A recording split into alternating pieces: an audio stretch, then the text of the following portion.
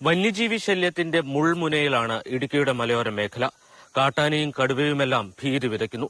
കഴിഞ്ഞ 24 മണിക്കൂറിനുള്ളിൽ 5 ഇടത്താണ് കാട്ടാനകൾ ഇറങ്ങിയത്. ഇന്ന് പുലർച്ചെ 4 മണിക്ക് ചിന്നക്കനാലിലെ സിങ്ക് കണ്ടത്ത് ഒരു വീടിന് നേരെ ചക്കക്കൊമ്പൻ ആക്രമണം നടത്തി. ആ സമയത്ത് ഇവിടെ ആരും ഉണ്ടായിരുന്നെങ്കിൽ ആളും തീർന്നേനെ. കഴിഞ്ഞ കുറച്ച് ദിവസങ്ങളായി പടയപ്പ ദേവികുളത്താണ് തമ്പടിച്ചിരിക്കുന്നത്. ഇവിടെ മിഡിൽ ഡിവിഷനിൽ തൊഴിലാളി ലയങ്ങൾക്ക് സമീപത്തേക്ക് എത്തിയ കാട്ടാന ഇവിടെ ഉണ്ടായിരുന്ന അടുക്കളത്തോട്ടം നശിപ്പിച്ചു. ഗോത്രവർഗ പഞ്ചായത്തായ ഇടമലക്കുടിയിലെ സൊസൈറ്റിക്ക് നേരെ കഴിഞ്ഞ രാത്രി കാട്ടാന ആക്രമണമുണ്ടായി. ഇവിടെ സൂക്ഷിച്ചിരുന്ന സാധനങ്ങൾ ആന നശിപ്പിച്ചു. കൊച്ചി ധനുഷ്കോടി ദേശീയപാതയിൽ നേരിമംഗലത്തിന് സമീപം 6 മൈൽ നിന്നിരുന്ന കാട്ടാനയെ പിന്നീട് RRT സംഘം എത്തി തുരത്തി ഓടിക്കുകയായിരുന്നു. വന്യജീവി ശല്യം തടയുന്ന കാര്യത്തിൽ വനം വകുപ്പിന് വീഴ്ച പറ്റിയെന്ന് മുൻ MP ജോയ്സ് ജോർജും വിമർശിക്കുന്നുണ്ട്. ഈ വിഷയത്തിനകത്ത് സമഗ്രമായ ശാസ്ത്രീയ സമീപനവും അതിനനുസരിച്ചിട്ടുള്ള നിയമനിർമ്മാണങ്ങളും ഭേദഗതികളും ഉണ്ടാവണം.